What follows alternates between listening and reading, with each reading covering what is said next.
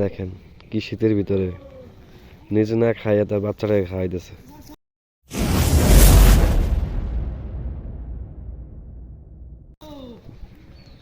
একটা মানসিক ভারসাম্যহীন একটা পার্সন। তো আসলে খুবই কষ্টদায়ক মায়াবী।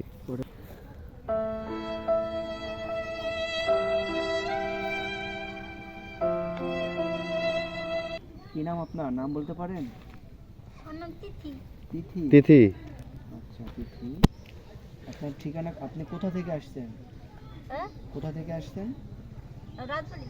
রাজবাড়ি থেকে আসছেন। এখানে আসছেন কবে, কখন?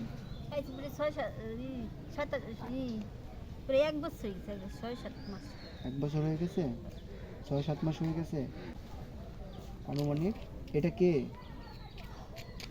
এটা কি আপনার কোলে কে? আপনার বাচ্চা? তো কি হবে, ওর তো খাবার দাবারে পর্যাপ্ত পরিমাণ খাবার দাবার নাই, ড্রেস নাই, যে কারণে শীত করে না? শীতে কেমন করতেছে? হয়তো কাঁপতেছে, দুইজনেই কাঁপতেছে। শীত লাগে প্রচন্ড?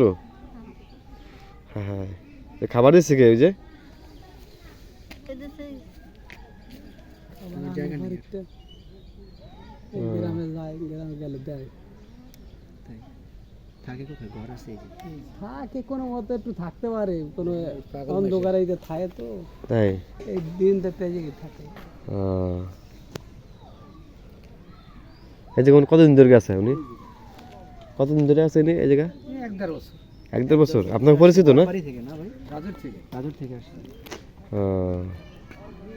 দর্শক দেখতে পাচ্ছেন, আসলে ওনার জন্য আমরা কি পদক্ষেপ নিতে পারি আপনারা একটু জানিয়ে দেবেন, যে আসলে এরকম মানুষ, এরকম রুটলেস মানুষ কিন্তু আমাদের সমাজে, আমাদের পৃথিবীতে বা আমাদের দেশে অনেক রয়েছে, অনেক অনেক এরকম রুটলেস মানুষ যারা শীতের ভিতরে নিদারুণ কষ্টে এভাবে শীত ভোগ করতে হয়, তাদের ঘর বাড়ি নেই, তাদের খাবারের জন্য পর্যাপ্ত আহার নাই।